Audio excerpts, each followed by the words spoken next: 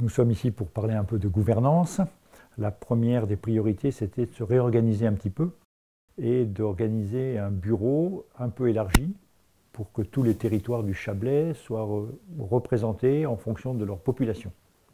Donc le bureau a été élargi à 15 personnes avec des vraies délégations au vice-président. Ensuite, on a essayé de s'appuyer sur les compétences de chacun. Pour présider les commissions un peu nouvelles qui ont été mises en place, il faut apporter une expertise particulière, une compétence particulière au service du Chablais.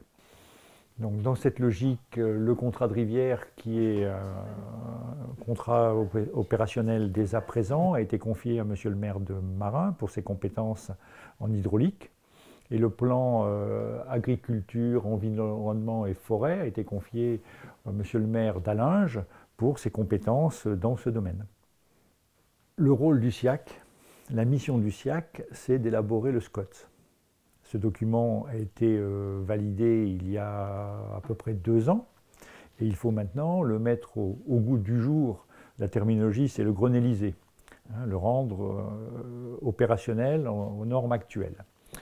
Nous avons donc ce délai. Ce délai est intéressant parce que beaucoup de nouveaux élus sont arrivés, à peu près 1 sur 2.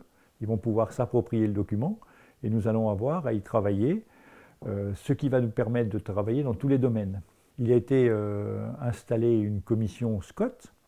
Cette commission SCOT sera présidée toujours dans cet esprit de compétence par Madame le maire de Saint-Gingolph. C'est son domaine professionnel. Nous allons nous appuyer sur les services des communes qui, eux, ont une compétence, cette compétence et une puissance de travail que le SIAC, dans son rôle d'assembleur et de coordonnateur, n'a pas. Vous seriez déçus si nous ne parlions pas d'intercommunalité ou d'agglo. L'idée du SIAC, c'est, dans cet esprit de coordination et de fédérer, c'est de contribuer dès à présent à mutualiser dans des domaines de compétences tout d'abord évidents, pour faire la démonstration qu'on peut travailler ensemble, et ensuite de contribuer à mettre en place la future intercommunalité. Dès début 2015, l'État nous demandera des propositions.